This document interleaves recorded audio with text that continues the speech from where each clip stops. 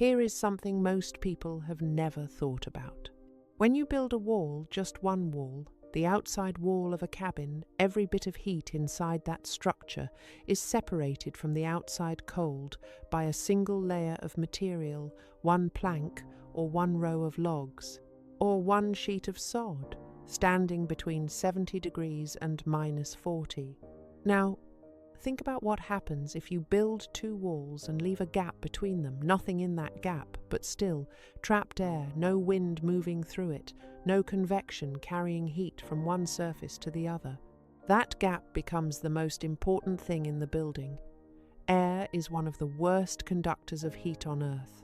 Moving air will strip warmth off a body faster than almost anything else, which is why wind chill at -20 kills people who would survive -20, with no wind but still air, trapped and sealed, can barely move heat at all.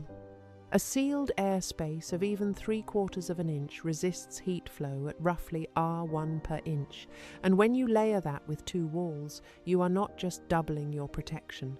You are creating what building scientists now call a double envelope, a building inside a building where the outer shell stops wind and precipitation. The inner shell is your actual living space, and between them sits an insulating buffer zone of dead, still air that does not allow wind chill to reach the people inside. In January of 1881, a blizzard locked Dakota Territory into temperatures that hit -35 degrees Fahrenheit in the settlements and stayed there for 7 months. 11 feet of snow fell in many communities.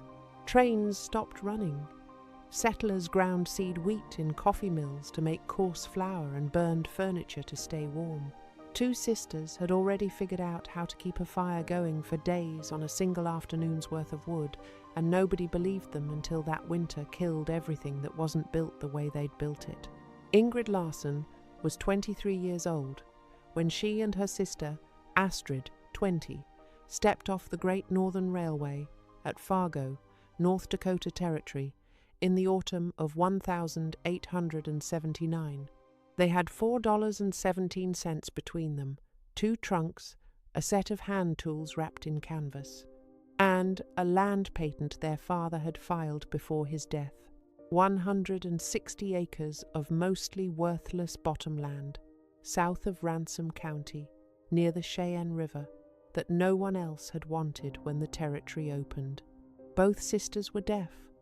Ingrid had lost her hearing to scarlet fever at age 4. Astrid had been born without it. Neither of them had ever spoken a full sentence, and neither of them needed to.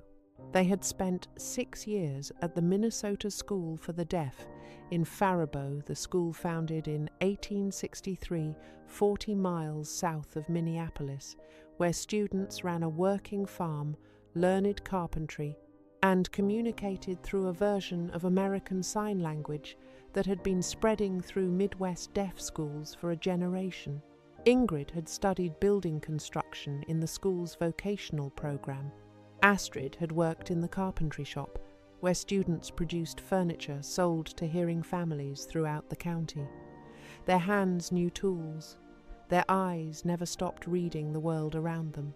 What they arrived to in Ransom County was a plot of flooded bottomland, a warped timber frame claim shanty that listed 2 inches to the northeast, a rusted iron stove that had been sold with the land patent and left behind when the previous claimant gave up, and a tree line of cottonwood and box elder along the river that nobody had cut because nobody had stayed long enough to want firewood.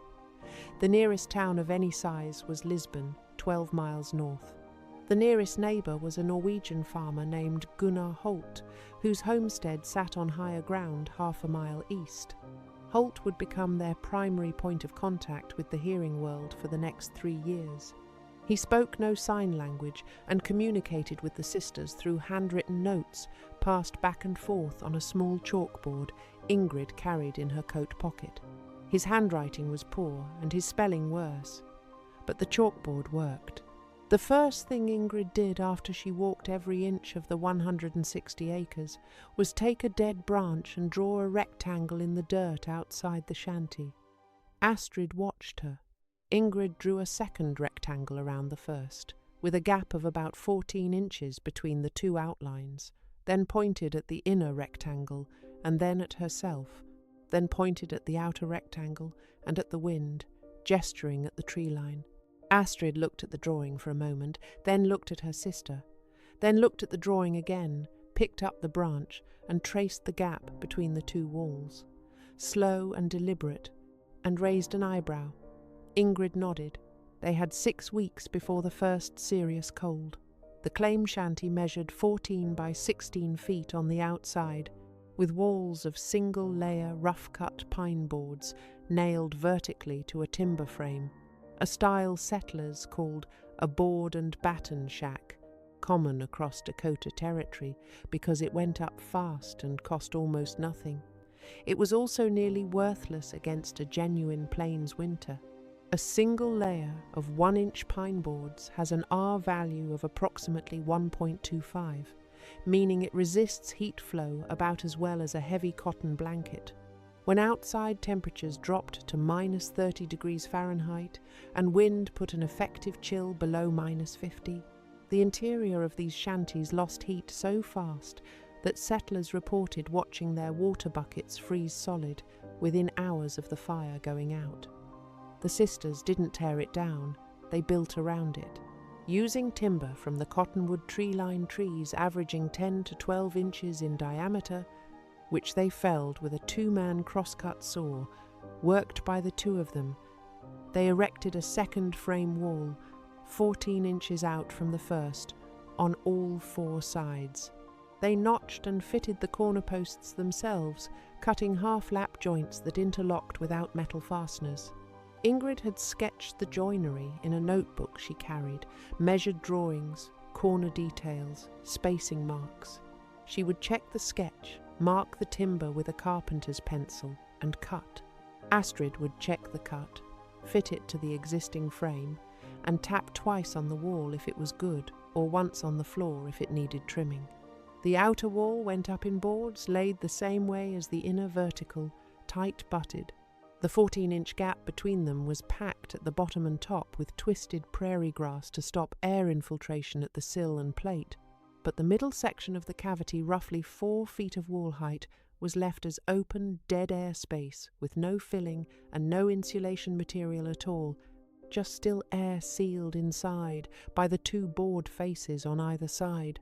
To understand why that gap mattered, you have to understand how heat actually moves through a wall. There are 3 ways heat travels.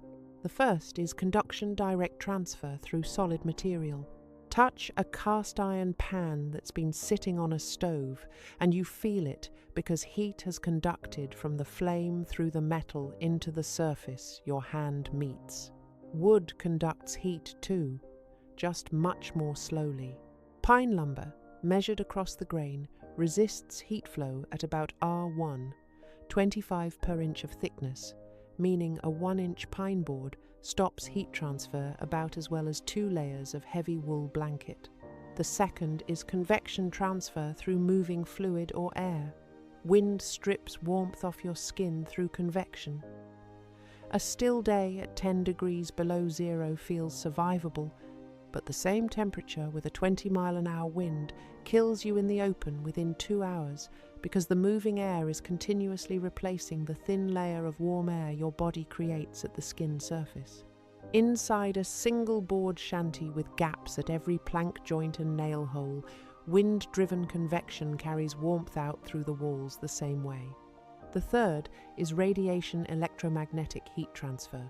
Sit next to a campfire in cold air, and you feel the warmth on your face before any warm air reaches you, because radiant heat crosses the space between the fire and your skin without needing any physical medium. A single 1-inch pine board does almost nothing against convection because wind pushes through every crack and gap.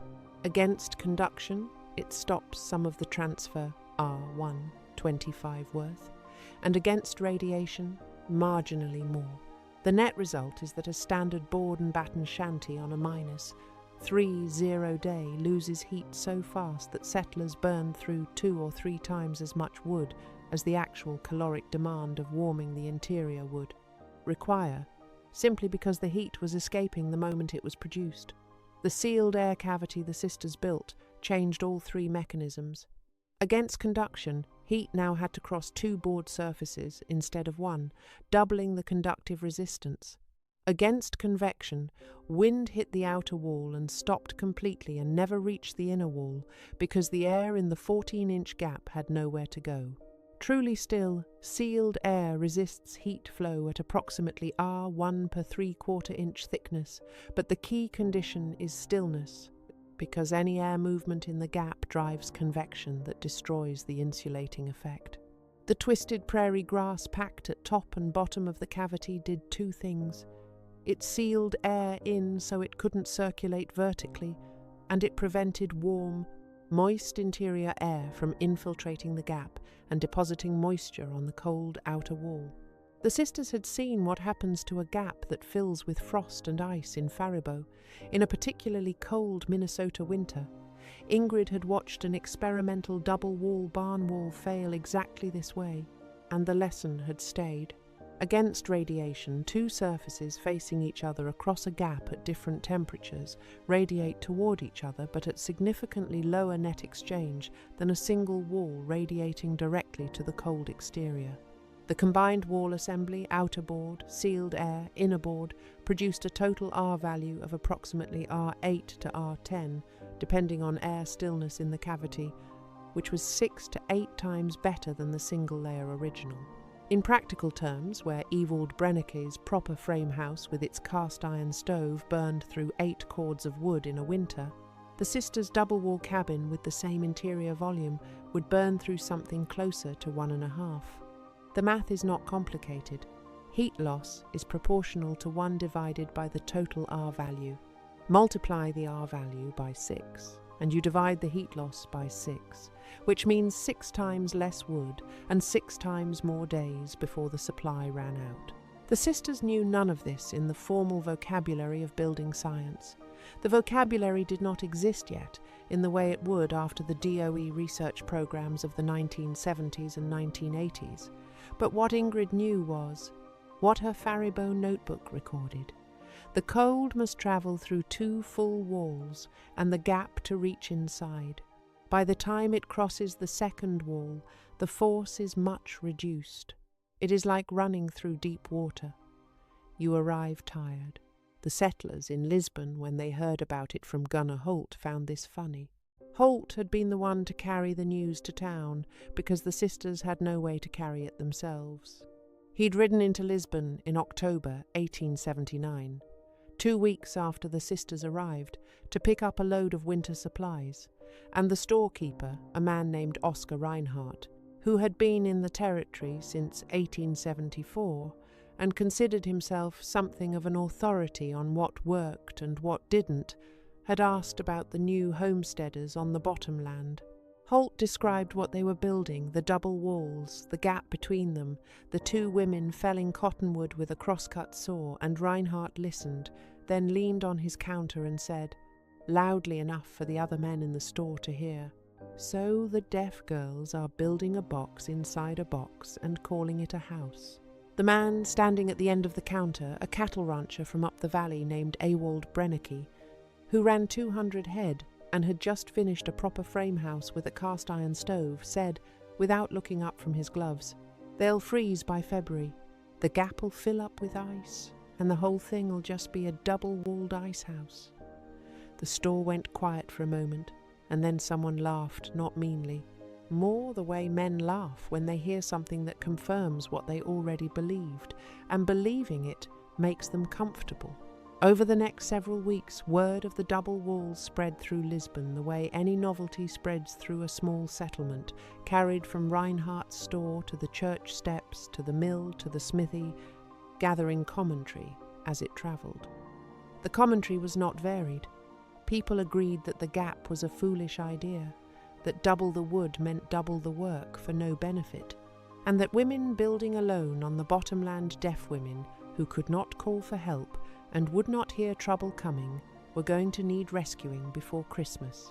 The carpenter who had built Brenniker's frame house, a man named Lars Dahl who had come over from Minnesota in 1876 and who was the closest thing Ransom County had to a professional builder, rode out one afternoon in November to have a look.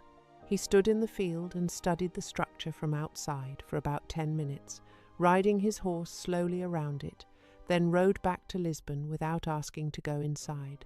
He told Reinhardt that the outer wall was competently built, better joinery at the corners than he'd expected, but that the gap was going to be a moisture problem by spring and predicted wet rot in the inner wallboards by the second summer.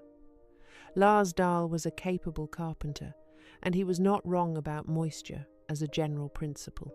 He was wrong about this specific application for the same reason Brennecke was wrong about the ice. He had not looked at the top and bottom packing, had not gotten close enough to see the twisted grass seal, and had not asked. A sealed air cavity can develop ice if moisture infiltrates and freezes in the gap. It was a real failure mode that had likely killed a few crude experiments with double walls elsewhere on the territory, but the twisted prairie, grass packed at the top and bottom of the cavity, served two purposes. The first was to stop airflow in and out of the gap, which prevented the warm, moist interior air from reaching the cold outer wall and condensing. The second was to act as a capillary break, wicking away any moisture that did reach the gap rather than allowing it to pool and freeze.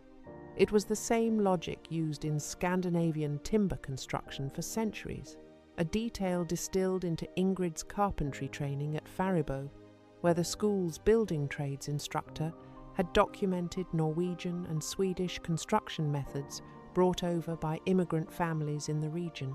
The sisters also built the shanty's new outer wall with a slight outward lean at the base, barely 2 degrees, barely noticeable that directed any rain or snowmelt away from the wall base rather than into it. Nobody in Lisbon saw that detail because nobody looked. By the time the outer wall was finished, the combined structure was 14 feet wide by 16 feet long on the inside, with a 4-inch plank floor they had laid on top of the original, and 28 feet wide by 32 feet long on the outside, with a roof that extended over both walls and was covered in 4 inches of packed prairie sod. The sod roof alone added another R6 to R9, depending on moisture content. On the outside, the building looked like a large, square, slightly odd-shaped sodded structure. From the inside, it looked like a perfectly ordinary single-room cabin with slightly thick walls. The rusted stove, which Ingrid had repacked with new firebrick clay she dug from a red clay deposit along the riverbank, sat in the corner and burned approximately half the wood of a standard iron stove in a standard single-wall shanty, not because the stove was special, but because the heat it produced had nowhere easy to go. Gunnar Holt came by in November with a note on his chalkboard that read, "Heard in town they say you build wall double. Is this true?" They laugh. Ingrid took the chalkboard and wrote back, "Yes, come inside." He came inside, and she pointed at the walls, then at the stove, which was running at a low setting.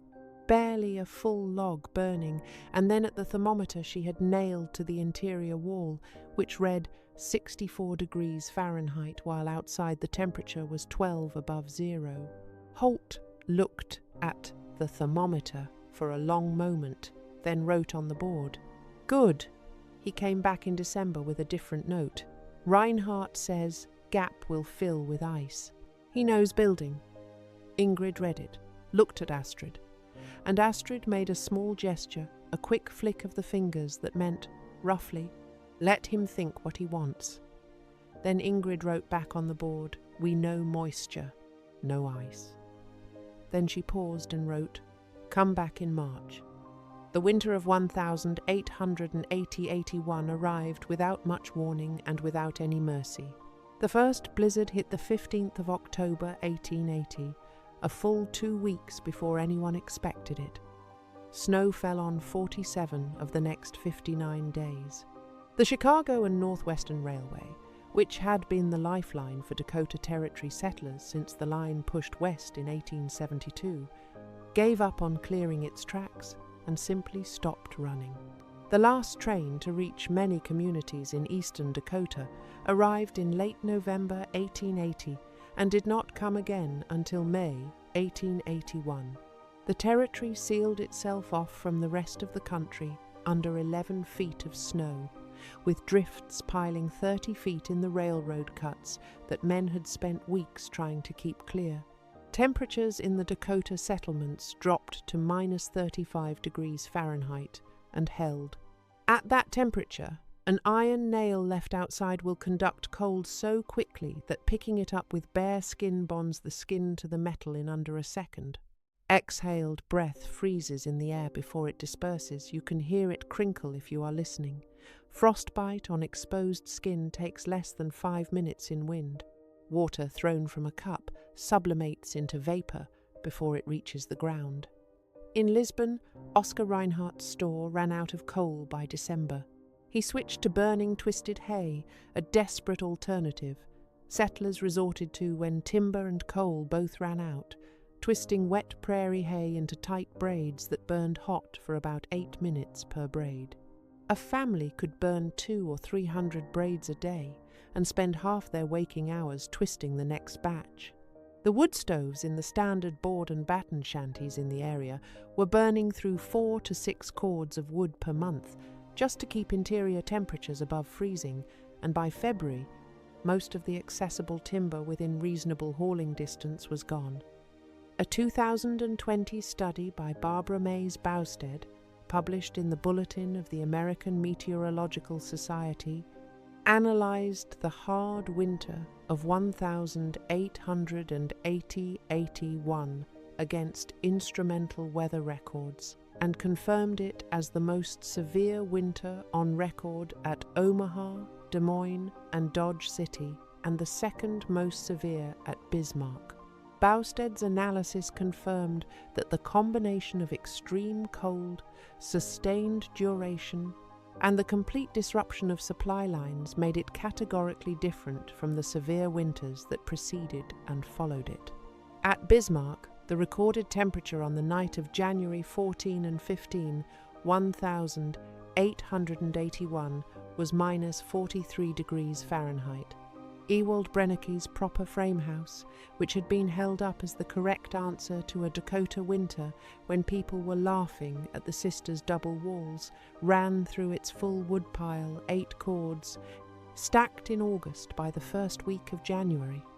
Brenneke wrote in his diary on January 11, 1881, a diary now held at the State Historical Society of North Dakota, that the interior temperature of his frame house had dropped to 21 degrees Fahrenheit by morning, even with the cast-iron stove. Burning, that he had begun burning furniture, and that his 2 youngest children were sleeping in their coats. Lars Dahl, the carpenter who had ridden out to look at the sisters' outer wall and predicted wet rot by the second summer, was by February burning the lumber he had stacked for a spring building commission.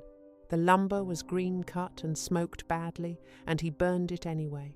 On the 14th of January, 1881, the temperature at Bismarck dropped to minus 43 degrees Fahrenheit and stayed below minus 30 for 11 consecutive days. On January 17, Gunnar Holt did something that a man of his particular pride and standing in the community did not do easily. He hitched his horse in his barn rather than unhitching it, which meant he was planning to leave again quickly, then walked the half-mile to the sisters' cabin through snow that came to his thighs in the drifts. He knocked on the outer door. The sisters had built a small vestibule between the outer and inner walls that served as an airlock entry, so that opening the inner door did not blast the interior with outside air, and then waited, then knocked again harder, because he knew knocking would not be heard. Astrid felt the vibration through the floorboards. This is worth a moment of explanation because it is not a poetic invention.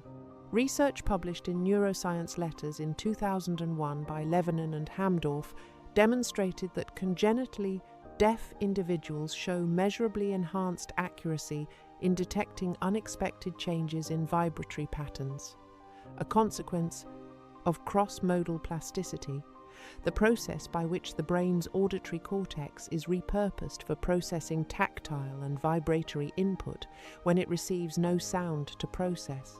A 2007 study, catalogued in PubMed Central under reference PMC 1934619, confirmed through fMRI imaging that vibrotactile stimuli activated auditory cortical regions in deaf participants at significantly higher levels and across wider areas than in hearing participants. The hardware designed for sound had simply been reassigned to vibration, and the two signals travel different paths to the brain, but both arrive. Astrid and Ingrid had spent their entire lives reading the world through surfaces.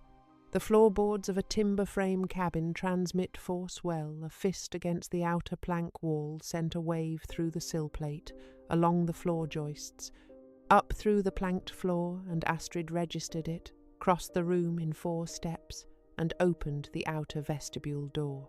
Holt's face was a particular shade of dark red that comes from cold and embarrassment together. His eyebrows were frosted, and he was wearing every coat he owned.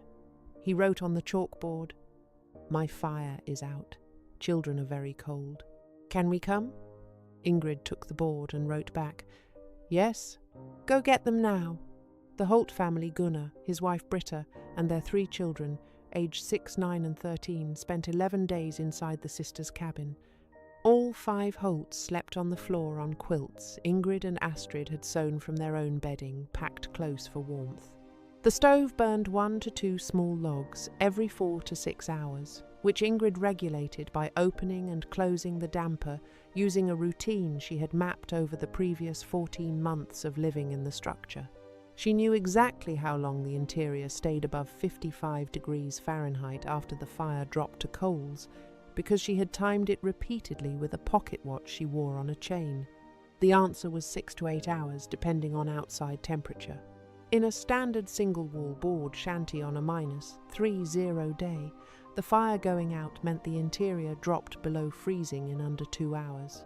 Most frontier families sleeping through the night woke to find their water barrel frozen solid and the interior below 0 if the stove went cold in the small hours.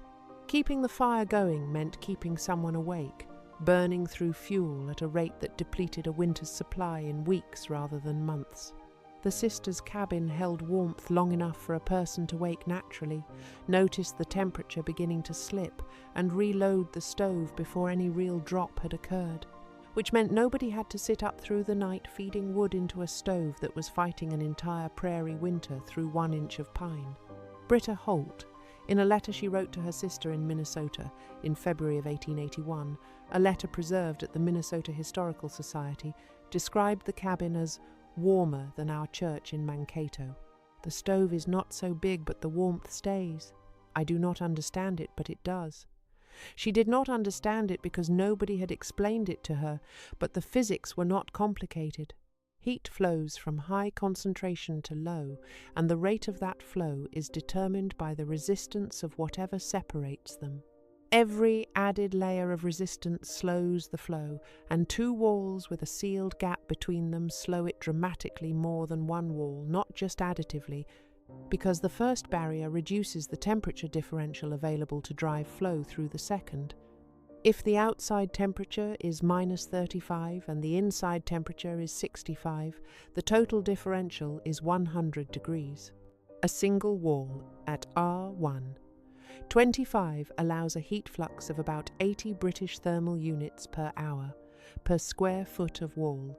The sisters' double wall assembly at roughly R9 total allowed a heat flux of about 11 British thermal units per hour per square foot, 7 times less, and that difference, cumulated over an entire Dakota winter, was the difference between going through 8 cords of wood and going through 1.5. The Holt children played games in the cabin by firelight, while the temperature outside held at -38. Ingrid taught the 13-year-old, Eric, how to sharpen a hand plane with a whetstone. Astrid cut leather into shapes and sewed them into a small pair of gloves for the youngest, whose mittens had gotten wet on the walkover. The chalkboard moved back and forth all 11 days, questions about the building, about land prices, about when the railway might run again, and nobody asked to leave early. By the time the Holt family left on the 28th of January, Oscar Reinhardt had already heard about where they'd spent the last 11 days. Lisbon was a town of maybe 200 people in the winter of 1881. Everyone knew everything that moved through it, and Gunnar Holt moving his whole family into the deaf girl's double-walled shack was the kind of thing people found out about quickly. Reinhardt rode out himself in early February, wrapped in so many layers he could barely turn his neck. He knocked on the vestibule door the same way Holt had repeatedly, hard, until the vibration brought one of the sisters to the door. It was Astrid who opened it. She looked at Reinhardt, a man she had seen maybe 4 times in her life and never spoken to, a man who had, as far as she knew from Holt's chalkboard notes, been one of the people who laughed and stepped back to let him in. He came inside and stood by the stove and said nothing for a full 2 minutes, then looked at the walls, rapped his knuckles on the interior surface hard, the way a man tests a melon or a barrel, walked to the corner and looked at where the inner wall met the outer, crouched and looked at the floor and at the base of the wall where the prairie grass packing filled the cavity, and stood up. He had not brought a chalkboard and did not know how to communicate with either of them.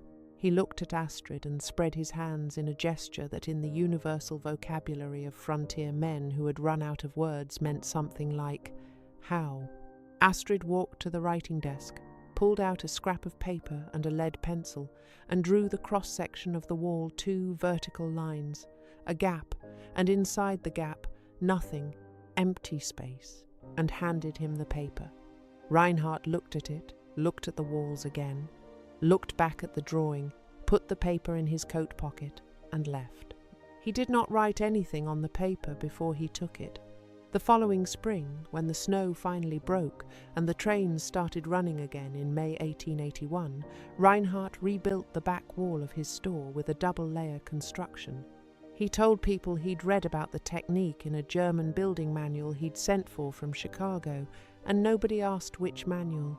The spring ended in the way those plains winters ended, not gradually, but all at once and violently. In April 1881, the temperature rose 30 degrees in 2 days. All 11 feet of accumulated snow melted in approximately 72 hours. The Sheyenne River rose 12 feet and flooded the bottomland. The sisters' claim shanty stood on to a depth of 4 feet, and the outer wall, which was built with its sill plate elevated 8 inches above grade, specifically because Ingrid had observed the river's spring behavior during their first autumn, escaped serious water damage. The interior stayed dry. The sisters filed their claim with the Territorial Land Office in Lisbon in April of 1882, 3 years after arrival, the minimum occupancy the Homestead Act required. The filing is documented in the Ransom County Land Records, preserved at the State Archives and Historical Research Library in Bismarck. 2 claims on adjacent parcels filed separately by Ingrid Larsen and Astrid Larsen on April 4 and 5, 1882 respectively, recorded by the land agent in a hand that could not quite manage the vowel combinations of their Nordic names, and rendered them, on the official document, as Ingerd and Astride. The land was theirs, and the cabin stood. What Ingrid and Astrid had built was not, in any formal sense, new. The principle behind it had been understood in cold climate building traditions for a very long time, which is exactly how Ingrid had learnt it. Norse longhouses of the Viking Age had double-course stone walls in exposed coastal locations, not always with an intentional air gap, but with the incidental thermal advantage of 2 separate masonry faces separated by rubble fill. Traditional Norwegian kubus, small structures built of split log rounds stacked horizontally in mortar, similar to what Americans would later call cordwood construction, used the same principle, with the log rounds' interior and exterior faces separated by a mortar core and the wood grain providing dead air pockets running perpendicular to heat flow. In the Norwegian county of Sørmland, documented examples of double-walled farm storage buildings date to the mid-19th century. and the technique arrived in North America through Scandinavian immigration into the upper Midwest, where it was adapted for the timber types and construction tools available on the plains. The Minnesota School for the Deaf at Faribault sat in a community dense with Scandinavian immigrants. Norwegian and Swedish families had been arriving in the Faribault and Northfield areas since the 1850s, many of them settling farms and building structures using the cold climate methods they'd brought from home. The school's building trades instructor had absorbed these regional traditions and built them into the carpentry curriculum, and students at Faribault were not just taught what to build, but were taught why each step was done the way it was done. This distinction matters because the deaf community in the late 19th century had particular reason to develop strong written documentation practices. Written communication was the primary interface between deaf individuals and the hearing world, and every negotiation, every legal matter, every purchase from a hearing merchant required writing. The vocational programs at Midwest deaf schools incorporated this practice naturally.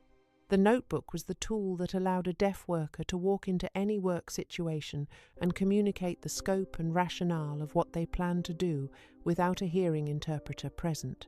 Ingrid's notebook, a 40-page hand-stitched composition book she had brought from Faribault, survived with the family and is held at the Minnesota Historical Society. It includes a section headed, in her neat, sloped hand, "Double Wall Dead Air, Why Cold Cannot Cross." The entry runs 4 pages, with a cross-section diagram of a wall assembly, arrows indicating heat flow direction. R. Value estimates she had drawn from the instructor's notes, and a comment at the bottom. The cold must travel through 2 full walls and the gap to reach inside. By the time it crosses the second wall, the force is much reduced.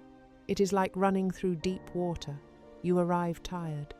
She wrote that in 1878, at 22, while still at Faribault, 1 year before she and Astrid arrived in Ransom County with $4.17 and a land patent for worthless bottomland. What the men in Reinhardt's store had not accounted for, what almost everyone who looked at the sisters and saw only the obvious deficits failed to account for, was that deaf schools on the frontier were training graduates who documented their work, explained their methods, and understood their materials at a depth that most hearing carpenters on the plains simply had not been required to develop. Edmund Booth, the deaf pioneer who built the first frame house in Jones County, Iowa, in 1840, and chaired the 1880 Cincinnati Convention that founded the National Association of the Deaf, had been educated at the American School for the Deaf in Hartford. Olaf Hansen, who graduated from the Minnesota School for the Deaf in the 1880s and became the first professionally licensed deaf architect in America, designed more than 50 buildings across the northern states by the time of his death in 1933. These were not statistical outliers, but the products of an educational system that, by necessity, developed technical literacy in its students, because technical literacy was one of the primary tools those students had for navigating the hearing world.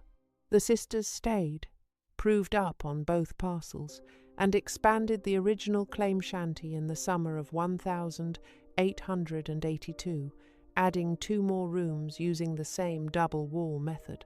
Astrid began taking in laundry and sewing from families in Lisbon, work she could do entirely through written note exchange, delivered to her by Holt or, increasingly, by families who made the trip themselves, because the quality of her work had acquired a reputation. Ingrid hired out her carpentry skills, and her first paid job in the summer of 1882 was rebuilding the back section of Oscar Reinhardt's store, which had suffered water damage in the spring thaw. She quoted him a price on a scrap of paper. He wrote back a counteroffer. She accepted it, and they worked together without a single spoken word exchanged for the 3 weeks the project took. Reinhardt later told Gunnar Holt that she was the most precise carpenter he had ever hired. not making allowances for anything, just the most precise, full stop, with cuts accurate to a 1/16 of an inch, and not a single unnecessary nail. There is no evidence, in any source available, that either sister experienced the kind of social acceptance that might be described as warmth. Ransom County, in 1882, was not a place where deaf women who homesteaded alone were simply folded into the fabric of community life. They were tolerated, respected in a limited and specific way, occasionally useful, and mostly kept at a distance that the chalkboard and note communication method both required and reinforced. The distance was not cruel, it was the ordinary distance of people who do not share a language. But what changed after the hard winter of 1880-81 was the nature of the distance. Before the winter, the sisters were the deaf girls who'd built something strange on the bottomland. After it, they were the women who had been warm the whole time. And that is a different thing to be. The physics lesson Oscar Reinhardt took away from that February visit cross-section of a wall. 2 lines with a gap is the same lesson building scientists formalized 90 years later under the term double envelope construction. A properly designed double envelope structure places a continuous air buffer zone between an outer shell and an inner conditioned shell. Heat flows from warm to cold across the inner wall into the buffer zone, where it warms the still air in the cavity. That warmed air then has to cross the outer wall to escape, but the outer wall sees a much smaller temperature differential than it would without the buffer. Instead of facing a 100-degree jump from 65 degrees Fahrenheit inside to -35 degrees Fahrenheit outside, the outer wall faces only a 4-5-degree jump from roughly 10 degrees Fahrenheit in the buffer zone to -35 degrees Fahrenheit outside. Because heat loss is directly proportional to the temperature differential, the outer wall loses less than half the heat it would otherwise lose, even though its R value is unchanged.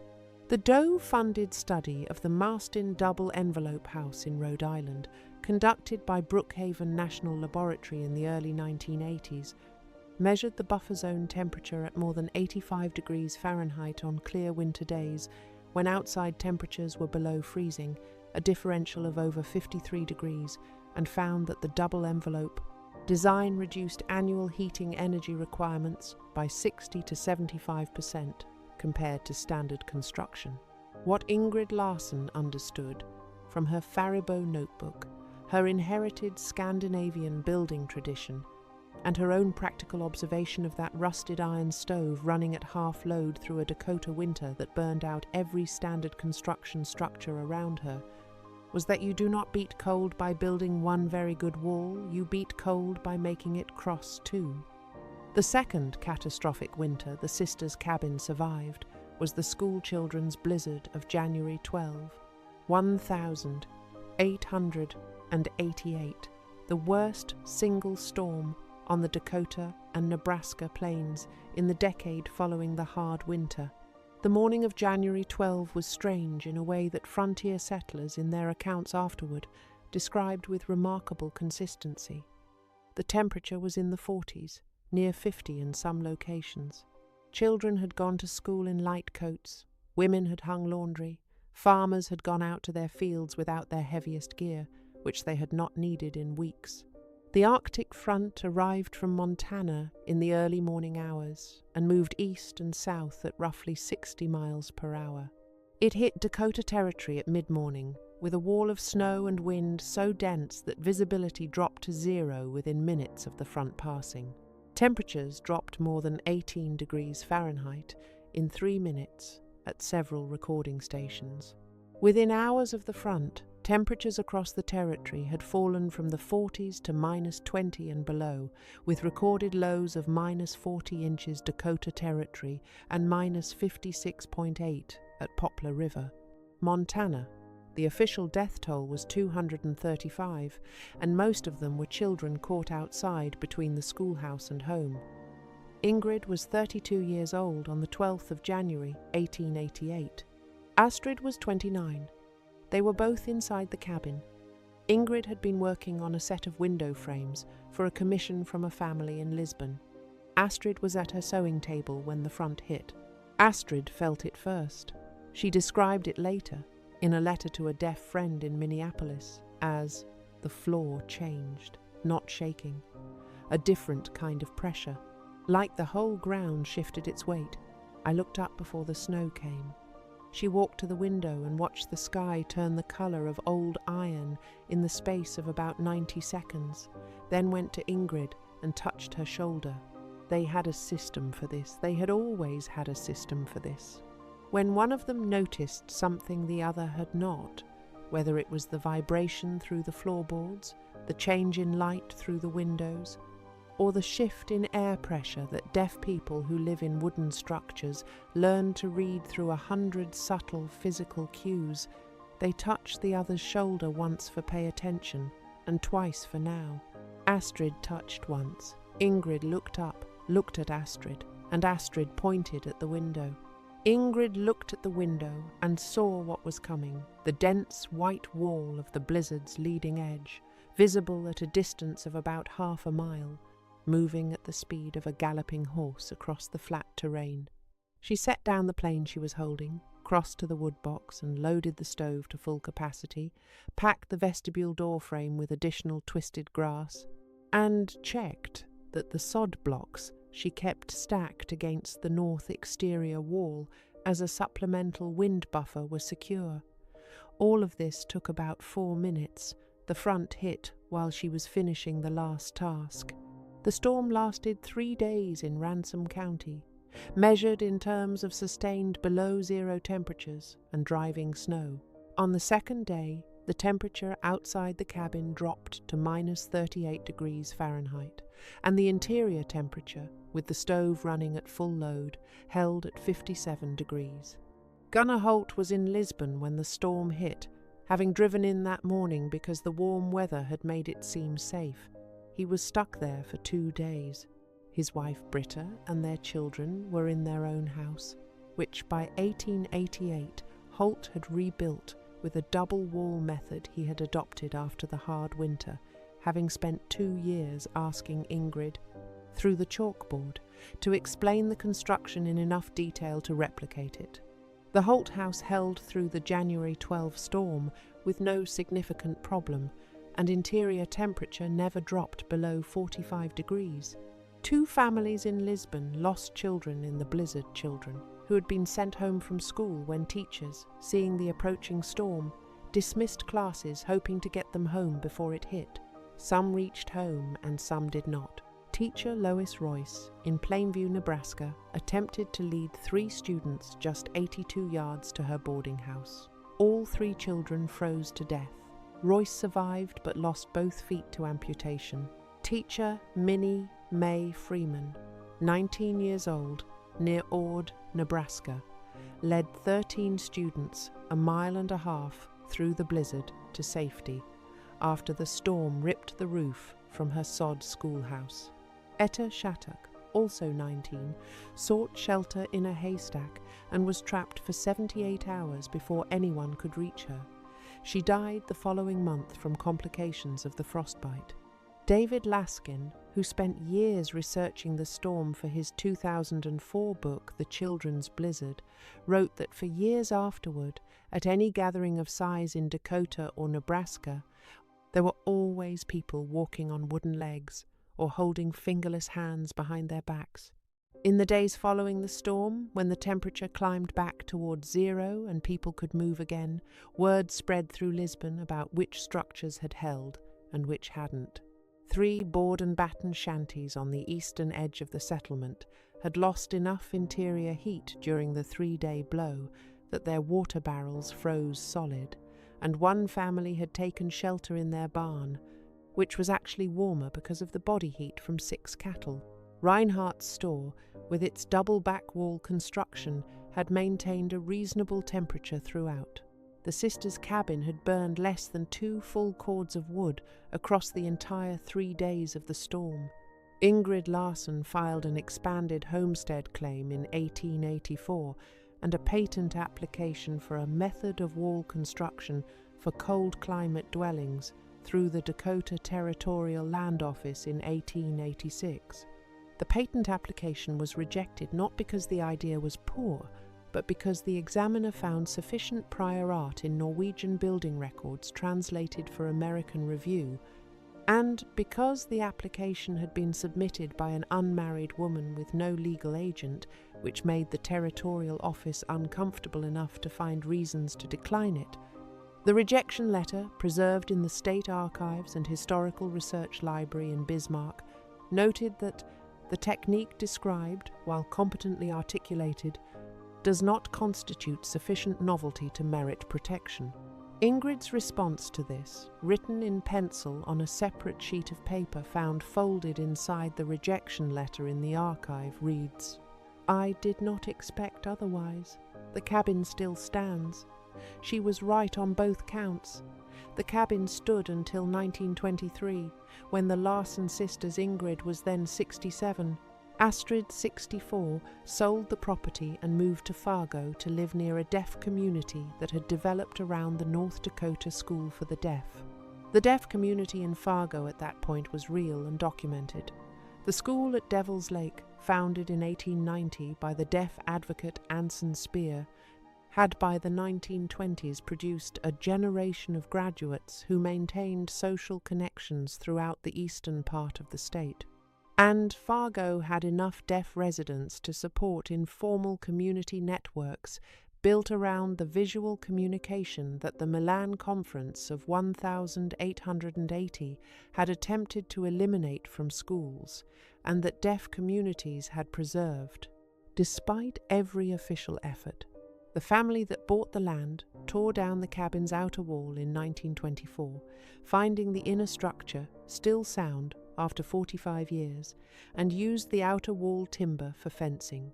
The inner cabin became a storage building and was used until 1951, when it was finally demolished. The stone foundation is still visible in the bottomland near the Sheyenne River, according to the Ransom County Historical Society, which documented the site in 1987.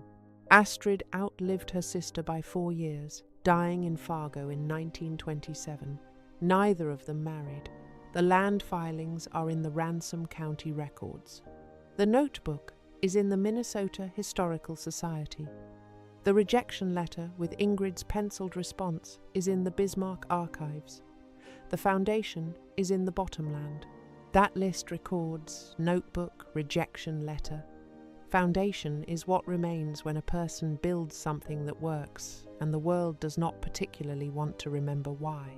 The summer after Ingrid died, in 1923, the outer wall of the cabin she had built in 6 weeks with a crosscut saw and a Faribault notebook was pulled down by the people who bought the land. They used the timber for fencing. Nobody thought to write down what they were pulling apart, because nobody present understood what it was. You only recognize what you understand. The inner wall stood for another 28 years, quietly proving the point long after anyone who had laughed in Reinhardt's store was around to notice. That is usually how it goes.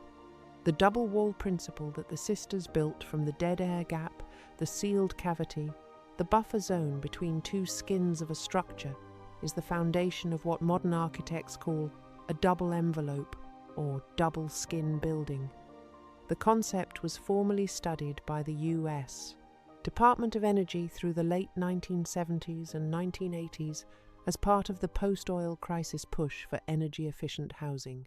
The Brookhaven National Laboratory work on double envelope homes found heating energy reductions of 60 to 75% compared to standard single-shell construction numbers that would not have surprised Ingrid.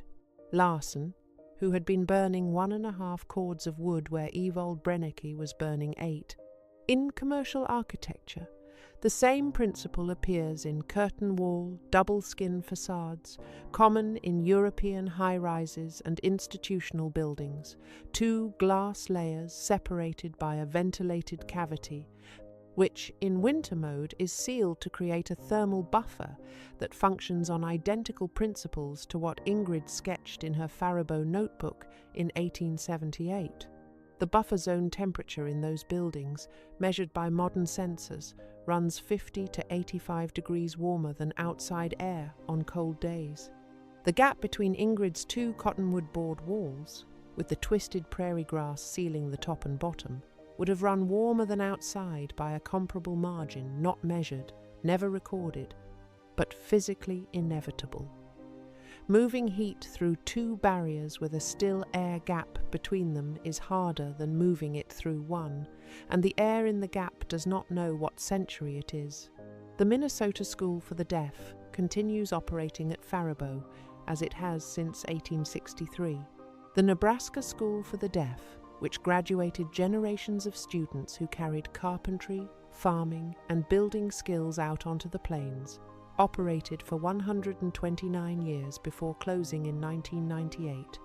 With its campus listed on the National Register of Historic Places in 2019, the North Dakota School for the Deaf operates still at Devil's Lake, in buildings whose design traces back to Olaf Hansen, the deaf architect who graduated from Faribault and designed more than 50 structures across the northern states before his death in 1933. The sisters understood it in 1879, when they arrived with $4.17 and a patent for land no one else wanted. They built it in 6 weeks. It kept a Norwegian farm family alive through 11 days of the worst cold the Dakota Territory had produced in recorded history, and burned 1.5 cords of wood doing it, while the properly built frame houses around it burned through 8 and started on the furniture. If you are ever standing in a building in January, and you notice that the walls feel warm to the touch on the inside, not just not cold, but actually warm, what you are probably touching is a wall with a sealed assembly that slows heat loss enough that the inner face stays close to room temperature. A 1-inch pine board at R125 cannot do that. 2 boards with still air between them at R8 to R10 can and does. Ingrid Larson would have tapped that wall with her knuckles and felt the slight hollow resonance of a gap behind the surface, and she would have nodded, because she knew what that meant in 1879, and she knew what it cost not to know.